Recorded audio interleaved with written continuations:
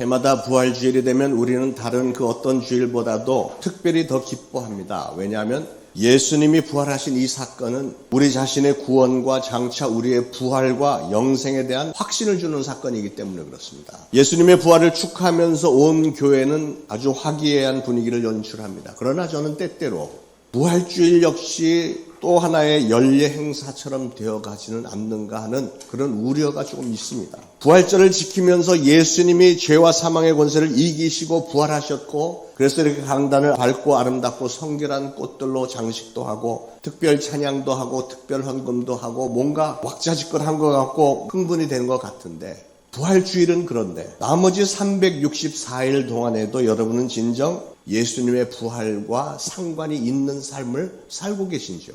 그런 의미에서 저는 오늘 우리의 믿음을 다시 한번 점검해 볼 필요성을 느낍니다. 우리는 오늘 예수님의 부활을 고백을 하는데 여러분의 마음속을 한번 점검을 해보세요. 혹시 나는 2000년 전에 예수님이 부활하셨다는 역사적인 사실만을 축하하고 있는 건 아닌지, 제가 묻고 싶은 것은 2000년 전 오늘 부활하신 예수님과 여러분은 지금 어떤 관계냐 하는 것입니다. 제가 그런 질문을 하는 의도는, 어떤 분들은 2000년 전에 예수님이 부활하셨다는 사실을 믿고 기뻐하기는 하는데 그 부활이 정작 자기 자신에게는 그다지 큰 의미가 없는 사람들이 있기 때문에 그렇습니다. 예수님이 묻히셨던 무덤이 지금은 비어있다는 사실을 믿기는 하지만 그렇게 부활하신 예수님이 나와는 별 상관이 없이 그냥 하는 분들이 있는 것 같아요.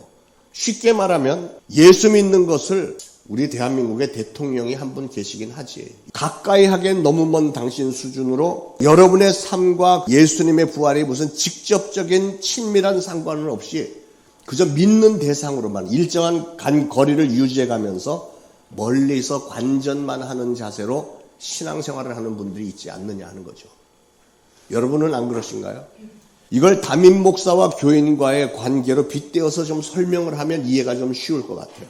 저는 여러분 한 분 한 분과 조금 더 친밀한 관계를 갖기를 원하는 여러분의 담임 목사입니다. 왜냐하면 주일날 우리가 이렇게 예배를 드리면서 먼 발치에서 한번 바라보고 나가는 길에 악수 한번 하고 이것만으로는 절대로 친밀한 관계를 이루기가 쉽지 않기 때문에 그렇습니다. 그러면 어떻게 해야 친밀한 관계가 이루어질 수 있을까? 좀 더 가까이서 대화도 나누고 뭔가 좀 만날 수 있는 기회를 만들어야 되지 않겠어요? 물론 지금은 코로나 상황 때문에 가정 신방이 거의 불가능한 상황이기는 하지만 이제 조만간 상황이 좀 풀리면 여러분이 구역장을 통해서 신방을 요청해 주시면 제가 1년에 한두 차례 여러분의 가정을 방문해서 예배도 드리고 또 때때로 여러분의 가정, 직장 혹은 사업상 어떤 중요한 일들이 생겼다 그러면 여러분이 담임 목사한테도 얘기도 좀 해주고 업데이트 해주고 기도도 요청을 하고 하면 여러분을 기억해서 기도하는 중에 또 교제가 이루어지기도 하고, 때로는 저와 식사를 좀 같이 한다든지 하면서 대화도 나누고 하면 좀 더 친밀함이 생길 것이고, 담에색의 만남 캠프에 참석해서 2박 3일 같이 계속 지낼 수 있는 기회를 만들면, 그래서 친분 관계를 쌓아나가면 정말로 더 깊은 영적인 관계가 이루어지지 않겠습니까? 그렇게 하지 않는 분에게는 저라는 사람은 그저 이 대한민국의 수십만 명의 목사 중에 하나, 그냥 어떻게 하다가 여러분이 출석하는 교회 담임 목사가 되었을 뿐이지 여러분의 삶에 어떤 중대한 영적인 영향을 줄 수 있는 끈끈한 관계가 될 수는 없을 것입니다. 그런 분은 설령 제가 나이가 좀 더 들어서 은퇴를 하고 이 교회를 떠나게 돼도 별로 섭섭한 마음도 없을 것이고, 또는 제가 무슨 심한 교통사고를 당해서 식물인간이 됐다고 해도 아이고 목사님이 사고로 식물인간이 되셨디야, 그래요? 하나님은 더 좋은 목사님 보내주시겠지 뭐, 이렇게 얘기를 해놓고 보니까 상당히 섭섭한 마음이 막 올라오네요.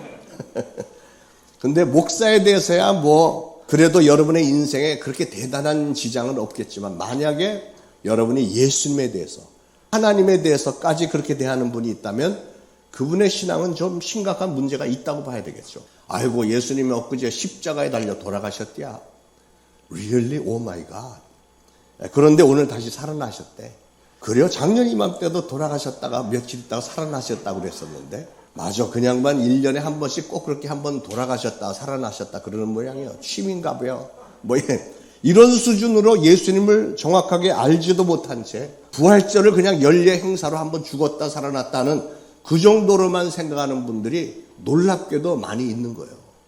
사랑하는 여러분, 여러분은 예수님이 죽음의 권세를 이기시고 부활하셨다는 사실을 확실히 믿으십니까? 예, 좀 더 세게 믿으시면 좋겠어요. 믿으십니까? 예. 그렇다면 오늘 여러분과 친밀한 관계를 갖기 원하는 그 예수님을 개인적으로 만나는 체험이 있기를 바랍니다. 그분을 여러분의 삶의 주인으로 고백할 뿐 아니라 그분의 음성을 들을 수 있는 귀가 좀 열려야 되지 않겠어요? 여러분의 주님으로 믿는 그분이 여러분에게 기대하는 바가 무엇인지를 잘 알아서 그대로 살아야 되지 않겠습니까? 여러분의 삶 속에 살아계신 예수 그리스도의 임재를 느끼는 영적인 감각이 좀 살아있어야 되지 않겠어요? 그럴 때 여러분의 삶에는 놀라운 일들이 일어나게 돼 있습니다. 성경을 보세요. 기독교 역사를 보세요. 또 우리 교회 안에서도 보십시오. 부활하신 예수 그리스도를 제대로 만난 사람 치고 삶의 내용이 변화되지 않은 사람이 있습니까? 저는 여러분 모두가 다 부활하신 예수님을 개인적으로 확실하게 만나심으로 그 살아계신 예수님이 여러분의 삶에 지대한 축복의 통로가 되기를 축원을 드립니다. 벤허라는 오래된 영화가 있잖아요. 벤허라는 영화의 원작 소설을 쓴 월레스라는 사람은 원래는 예수님을 알지 못하던 사람이었습니다. 그가 알고 있던 것은 어떤 친구가 옛날에 한번 들려줬던 그 기억밖에 없는데 그게 뭐냐면 기독교는 얼마 후에 이 세상에서 자취를 감추고 사람들의 기억 속에만 간간히 남아있을 것이다. 그런 얘기를 해준 친구가 있었어요. 그것만 알고 있었다는 거죠. 그런데 이 월레스라는 사람이 벤허라는 소설을 쓰기 위해서는 배경을 알아야 되잖아요. 로마의 통치 아래 있었을 그 이스라엘 땅의 상황을 알아야 되겠기에 그래서 이분이 성경을 읽기를 시작했는데 놀라운 일이 벌어졌습니다. 성경을 읽고 또 읽는 중에 성령님께서 확 역사를 하시면서 이 사람이 예수님을 만난 거예요. 예수님을 영접하게 됐습니다. 그리고 나서 자기에게 일어났던 이 놀라운 일들, 이 변화를 벤허라고 하는 주인공 인물의 고스란히 투영을 시켜서 소설을 쓴 거예요. 벤허라는 사람은 원래 칼과 창으로 민족을 해방시키겠다고 나섰으나 그러나 예수님을 만난 후에는 완전히 다른 사람으로 변했습니다. 바로 이것이 이 영화 벤허의 피날레입니다. 여러분 부활하신 예수님을 제대로 만난 사람 치고 인생의 비전과 목적과 내용이 변화되지 않은 사람은 단 한 사람도 없습니다. 요한복음 20장에 부활하신 예수님을 만나고 나서 변화된 세 그룹의 사람이 기록이 되어 있는데 오늘 그 사람들을 생각을 해보면서 여러분도 그 오늘 부활하신 예수님을 만나는 시간이 되기를 바랍니다. 자, 부활하신 예수님을 만난 사람들 첫 번째는 막달라 마리아입니다. 막달라 마리아. 누가복음 23장에 보면 예수님이 십자가를 지시고 골고다를 향해서 가실 때 그 뒤를 따랐던 수많은 사람들 가운데 가슴을 치며 슬피 우는 여자들의 무리가 있었다 그랬어요. 그런데 그 가슴을 치면서 슬피 울었던 여자 중에 하나가 바로 막달라 마리아입니다. 막달라 마리아는 예수님이 처참하게 죽는 모습을 가까이서 보면서 그 누구보다도 슬픔을 가누질 못했던 사람입니다. 왜 그랬을까? 왜냐하면 막달라 마리아는 그 누구보다도 예수님을 사랑했기 때문에 그래요. 여러분 사랑이 크면 클수록 그 사랑하는 분을 잃어버린 슬픔은 그만큼 더한 법이죠. 예수님을 장례하던 자리에 이 막달라 마리아는 너무나도 슬펐습니다. 예수님이 돌아가신 것도 물론 슬펐고요. 또 한 가지는 이제 한두 시간 후에는 안식일이 시작되기 때문에 유대인들의 그 관습에서 안식일에는 장례를 못 치르게 돼 있어요. 그러니까 빨리 장례는 치러야 되니까 한두 시간 안에 아리마대 요셉과 니고데모와 몇몇 여인들이 예수님의 시신을 깨끗하게 씻고 향료를 덮고 베옷을 감고 이랬지만 시간이 너무 부족하다 보니까 장례 준비를 제대로 못한 채 장례를 치렀습니다. 그래서 마리아는 그 마음에 너무 슬픔이 있는 거예요. 마리아는 안식일이 끝나기를 기다렸다가 그래서 안식 후 첫날 이른 새벽에 단단한 결심을 하고 손에 향유를 들고 예수님의 무덤을 향해서 달려갔습니다. 사흘 전에 예수님 장례를 치를 때 좀 미비했던 부분을 막달라 마리아는 자기 혼자서라도 어떻게 좀 해보려고 갔던 건데 가서 보니까 예수님의 무덤 문이 활짝 열려 있고 시신이 온데간데 없는 거예요. 마리아가 슬픔에 휩싸여서 울고 있는데 부활하신 예수님이 마리아 옆에 서서 물으십니다. 여자여 어찌하여 울며 누구를 찾느냐.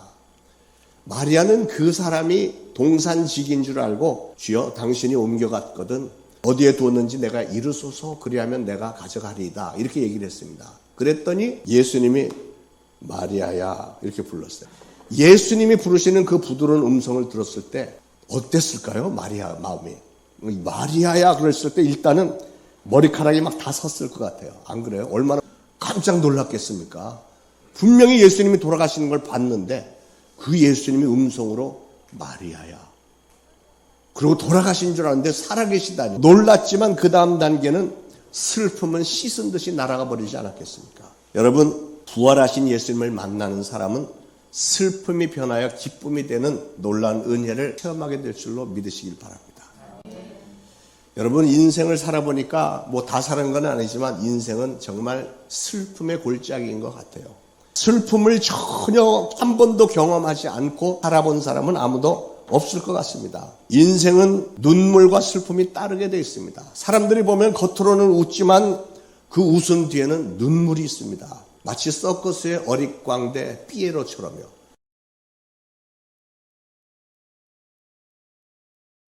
이렇게 웃고 있지만 저 뒤에서는 울고 있는 거 아니에요. 그래서 그런 노래도 있잖아요. 난 차라리 웃고 있는 피에로가 좋아. 난 차라리 슬픔하는 피에로가 좋아. 예. 사람들이 겉으로는 웃지만 그 웃음 뒤에는 눈물이 많이 있는 게 우리 인생입니다. 어떤 면에서 슬픔은 우리 인생의 대명사라고도 할 수 있겠어요. 솔로몬이 전도서 2장 23절에서 토로했듯이 낮에는 슬픔과 걱정에 쌓인 채 살아야 되는 게 인생이고 밤에조차 쉬지도 못하고 괴로워하며 몸부림을 치는 것이 인생이 아니냐 하는 겁니다. 그러기에 우리는 마리아처럼 부활하셔서 살아계시고 나를 찾으시는 예수님을 날마다 순간순간마다 만나서 그분의 음성을 들어야 할 이유가 있는 겁니다. 그렇게 해야만 우리는 이 슬픔 많은 세상을 이겨내고 마침내 영원한 소망을 품고 기쁨으로 진정 행복한 삶을 살 수 있는 법이에요.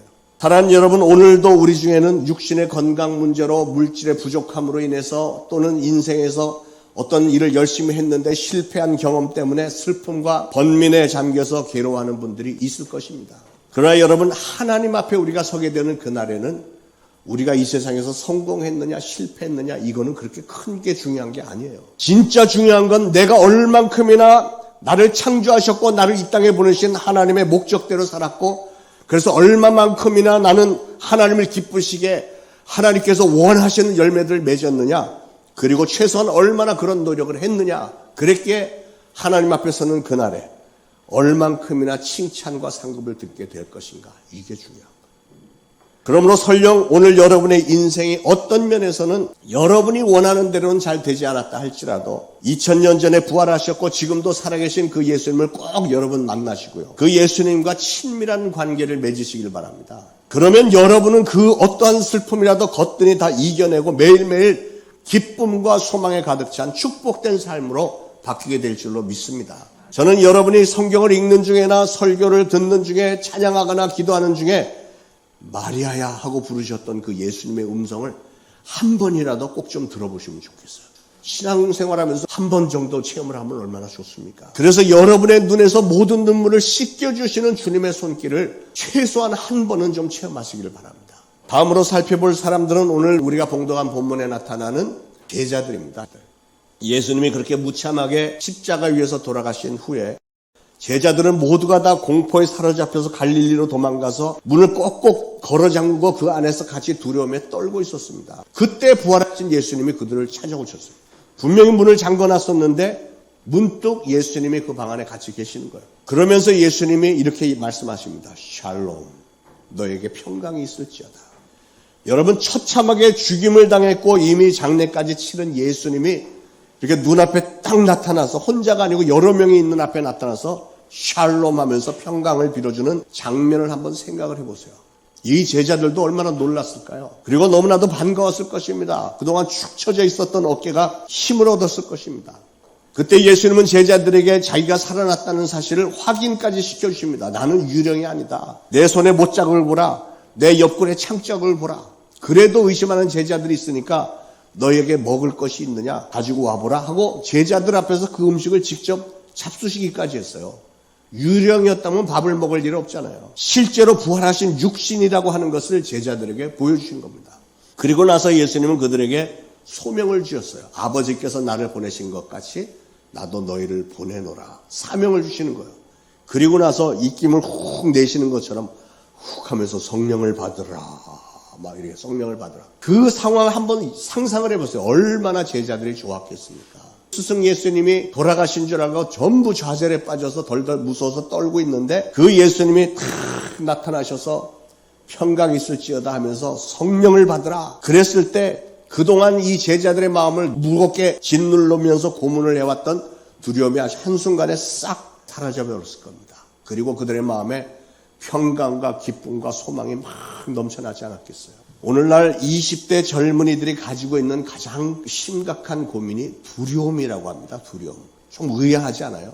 전혀 겁 없이 살 것 같은 그런 젊은이들에게 제일 큰 고민이 두려움이라니 정말 놀라운 일이죠. 그런데 어떤 두려움일까 했더니 젊은이들은 자기들의 장래에 대한 두려움이 있대요. 취직을 해야 되겠는데 내가 취직을 할 수 있을까? 결혼을 해야 되겠는데 나는 어떤 사람하고 결혼을 할 수 있을까? 내가 결혼하면 과연 나는 내 가족들을 먹여 살릴 수 있을까? 한 걸음 더 나가서는 내가 이 젊은 나이에 갑자기 암에 걸리면 어떻게 하지? 그런 걱정을 한대요. 암에 걸려서 일찍 죽어버리면 어떻게 하지? 이렇게 내가 공부를 하고 졸업하고 열심히 직장 생활을 하는 중에 남들에게 뒤지면 또 어떻게 하지? 이런 수많은 불안감, 두려움 이런 것에서 시달리는 젊은이들이 예상외로 많다는 겁니다. 여러분 요즘 경기가 정말 좋지 않죠. 코로나로 인해서 특정한 몇몇 사업체를 제외하고는 전 세계적으로 경제가 밑바닥을 모르는 채 점점 급속도로 가라앉고 있습니다. 게다가 우리나라는 부동산 가격은 하늘 높은 줄 모르고 치솟고 그런 와중에 권력을 잡은 탐관 오리들은 부정부패, 불법 부동산 투기 등으로 천문학적인 부를 자기들 뒷전에서 축적들을 하고 있잖아요. 그러니 아무 힘도 없고 기회도 주어지지 않는 이 젊은이들이 장래에 대한 두려움에 떨 수밖에 없겠죠. 그러나 여러분이 부활하신 예수님을 제대로 만나기만 하면 그 어떤 두려움도 다 물리칠 수 있는 줄로 믿으시길 바랍니다. 마음의 평안을 얻을 수 있습니다. 불안이나 공포를 물리치고 아주 담대하게 현실을 이겨낼 수 있어요. 요한복음 16장 33절에 예수님은 말씀하셨습니다. 세상에서는 너희가 환난을 당하나 즉 세상에서는 너희가 고통을 당할 수도 있고 실패할 수도 있고 핍박당할 수도 있고 어떤 때는 슬픔을 견디지 못하고 공포에 두려움에 짓눌려 고생할 때도 있겠으나 예수님은 그런 모든 상황이 있을 것을 알고 계시는 거예요. 인정을 하시는 겁니다. 그러나 그 다음에 뭐라고 하세요? 담대하라. 내가 세상을 이겼노라. 우리가 예수님을 믿기 때문에 예수님을 믿는 하나님의 자녀들은 담대할 수 있는 거예요. 우리가 그 어떤 상황에서도 담대할 수 있는 한 가지 이유는 우리가 믿고 따르는 예수님이 세상을 이겼기 때문에 세상을 이겼다는 것은 세상을 다스리고 있는 마귀를 이겼다는 것이고 마귀의 그 죽음의 권세를 이기시고 부활하셨기 때문에 마귀는 예수님에게 굴복할 수밖에 없다는 거죠. 그분이 우리와 항상 동행하시며 우리의 보호자가 되어주는 이상 우리는 더 이상 두려움의 노예가 될 수가 없는 겁니다. 이런 은혜가 여러분의 삶의 현장에서 날마다 체험되어지기를 예수 그리스도 이름으로 축원을 드립니다. 마지막으로 살펴볼 사람은 도마입니다. 도마. 예수님의 제자 도마. 10명의 제자들이 예수님을 그렇게 만났을 때 그 자리에 도마는 없었습니다. 그렇기 때문에 부활하신 주님이 찾아왔을 때 도마는 예수님을 만나지를 못했는데 돌아와 보니까 다른 제자들이 이구동성으로 우리가 주님을 보았노라. 예수님이 여기 오셨었어. 얘기를 합니다. 그랬더니 도마가 잘난 척하면서 아니 그 많은 사람들이 다 봤대는데도 잘난 척하면서 25절에 내가 예수님의 손의 못자국을 내 눈으로 보고 내 손으로 그 손 못자국을 만져보고 옆구리에 손가락을 넣어보기 전에 난 못 믿는다. 무슨 말이에요? 그냥 듣는 것이나 보는 것만으로도 믿지를 못하고 손을 직접 넣어봐야 알겠다는 거잖아요. 바로 그 일 때문에 도마는 Doubting Thomas. 도마는 영어로는 토마스입니다. 그러니까 Doubting Thomas. 의심하는 도마라는 불명예로운 별명을 얻게 됐죠. 여러분, 이 세상에 살면서 너무 많이 따지면서 사지 마시길 바랍니다. 너무 그렇게 옳고 그런 거 따지면서 살면 인생이 너무 피곤하고 힘듭니다. 이 세상의 수학 문제들 빼놓고 뭐가 아구가 딱딱 맞아 들어가는 게 뭐가 그렇게 많이 있습니까? 공식을 가지고 설명할 수 있는 일들이 과연 몇이나 되겠어요? 예수님이 부활하신 사건은 더더욱 그렇습니다. 예수님은 부활하신 후에 40일 동안 이 땅에 머물면서 자신의 부활하신 몸을 600여 명의 사람들에게 다니면서 보여주셨습니다. 성경은 왜 그때의 상황을 이렇게 일일이 다 설명을 해놓았을까요? 예수님의 부활을 먼저 본 사람들의 증거를 듣고 그것을 믿어서 영생을 얻으라는 거잖아요. 예수님의 부활을 목격한 사람들의 말을 듣고 믿으라는 거예요. 그런데도 자꾸 자기 나름대로의 합리적인 잣대를 고집하면서 믿기를 거부한다면 그 사람은 구원받기가 어렵습니다. 미국의 저명한 천문학자 카럴 세이건이라는 박사는 골수암에 걸려서 62세의 나이에 세상을 떠났습니다. 그런데 이 사람은 평소에 하나님의 존재에 대해서 궁금증이 많았고 예수 그리스도와 부활 그리고 예수 그리스도를 통해서 준다고 하는 영생에 대해서 관심이 많았어요. 좀 더 알고 싶어서 수많은 기독교 지도자들과 대화도 많이 나눴습니다. 그런데 그 믿음이 좋은 아내가 자기 남편이 골수암에 걸려서 병성에 누웠을 때 교회에 기도를 요청을 했기 때문에 많은 성도들이 그를 위해서 기도를 했다고 그래요. 그런데 이 사람은 의심에 많았던 제자 도마처럼 뭐라고 했냐면 증거가 없는 한 확실히 알 수 없는 일이요. 확실히 알 수 없는 한 나는 믿을 수 없다. 정말 과학 우선적인 사고방식을 고집하면서 철저한 불가지론을 내세웠습니다. 그 많은 성도들이 기도를 하고 목사님 이분과 믿음에 관한 대화를 나눴는데 이 사람이 자기가 과학자라고 하는 거 자부심이 엄청나게 있는 거예요. 이 사람이 목사님에게 묻습니다. 목사님, 당신같이 똑똑한 사람이 왜 하나님을 믿습니까? 그랬더니 목사님이 당신같이 똑똑한 사람이 왜 하나님을 믿지 않습니까? 그랬더니 이 사람이 목사님이 저에게 하나님이 살아계신다는 것을 내 눈에 딱 볼 수 있게 증명을 해주면 내가 믿겠습니다. 그랬더니 목사님이 잠시 생각하다가 당신은 당신의 아내를 사랑하십니까? 아, 사랑하죠. 그러면 당신의 그 사랑이라는 걸 한번 나한테 증명을 해보시죠. 그러니까 이 사람이 눈 막 굴리면서 이 사람은 과학자니까 과학적으로 설명을 해야 되겠는데 잘 안 되잖아요. 그러니까 사랑은 분명히 존재하지만 사랑을 과학적으로는 어떻게 입증해야 할지는 잘 모르겠네요 하면서 시인을 했고 그러기에 신앙 역시 과학적으로 인정할 수 없는 부분이 있다고 해서 그걸 부인하는 것은 합당한 자세가 아니다는 것까지 인정을 했대요. 그런데도 이 사람은 끝까지 믿기를 거부하고 세상을 떠났다고 합니다. 이 사람이 죽은 후에 부인이 한 말이 이걸 귀담아 들어야 돼요. 이 부인이 한 말이 저의 남편은 믿음을 갖고자 한 적이 없습니다. 그냥 알고자 했을 뿐이에요. 그냥 알기만 원했지 믿음을 받아들일 생각은 태초부터 없었다는 거죠. 근데 여러분 이게 굉장히 중요한 것 같아요. 왜냐하면 제가 목회를 해보니까 오늘날도 이런 사람들이 너무 많은 것 같아요. 교회를 안 다니는 사람은 물론이고 교회를 다니는 사람 중에도 교회를 다니면서 열심히 하는 사람 중에 성경 공부도 열심히 나오는 사람이 있어요. 왜냐하면 하나님에 대해서 많이 알고는 싶어 하는데 하나님을 믿을 생각은 없는 사람들이 예상외로 많습니다. 이 사람들은 성경 공부를 하는 중에도 이상한 도서, 썩소 같은 걸 지으면서 성경 공부에 임하는 사람들이 있어요. 천국과 지옥의 존재도 믿지 않고 예수님의 부활을 믿을 생각 전혀 없고요. 더군다나 예수님이 십자가에 달려 죽은 그 사건이 예수님이 우리의 모든 죄를 대신해서 죽어주셨기 때문에 우리가 예수님으로 영접하기만 하면 우리는 죄사함을 받았고 우리는 천국에 들어가게 되었다는 사실 절대로 믿으려 들지 않습니다. 그러면 그 사람들은 왜 교회를 나오고 왜 성경 공부에 열심히 나오냐? 그거는 기독교에서는 이런 걸 믿는 종교구나 하는 지식을 얻기 위해서 오는 거지 그냥 자기는 많이 알고 있다. 이거 얘기하기 위해서 교회를 나오는 거예요. 여러분 알고자 하는 사람의 항학열만 있는 사람과 믿음을 갖기 원해서 마음문을 활짝 여는 사람은 하늘과 땅 차이입니다. 그러니까 여러분이 믿고자 하는 마음이 있지 않은 상태에서 자꾸 지식을 원해서 공부를 한다면 그건 그렇게 별로 도움이 안 되는 거예요. 도마처럼 의심을 하고 따져대는 사람은 만사를 자기 잣대로 한번 재보고 자기 잣대에 맞으면 믿겠다고 말을 합니다. 그러나 여러분 하나님은 우리와 차원이 다르잖아요. 우리는 3차원의 세계에 살고 있지만 하나님은 무차원이며 인피니티, 무차원이라는 그 세상. 하나님은 이 3차원의 세계를 만들어 놓으시고 거기에 태양계를 만드시고 우주를 만드시고 이렇게 한 거잖아요. 그런데 우리와는 전혀 다른 차원에 계신 하나님을 3차원의 사고방식에 갇혀있는 우리 인간들이 어떻게 감히 판단을 하고 있다 없다 좋다 나쁘다를 판단할 수 있겠습니까? 이건 꼭 뭐 같으냐면 조그만 이런 개미들이 바글바글한 개미들이 인간에 대해서 자기들이 공부를 했다고 해서 인간은 말이야 굉장히 발이 커. 맨날 우리 밟고 다니잖아. 이거밖에 더 알겠어요. 미천한 개미들이 인간에 대해서 아무리 공부를 하고 아무리 기도를 많이 한들 뭘 알아낼 수 있겠습니까?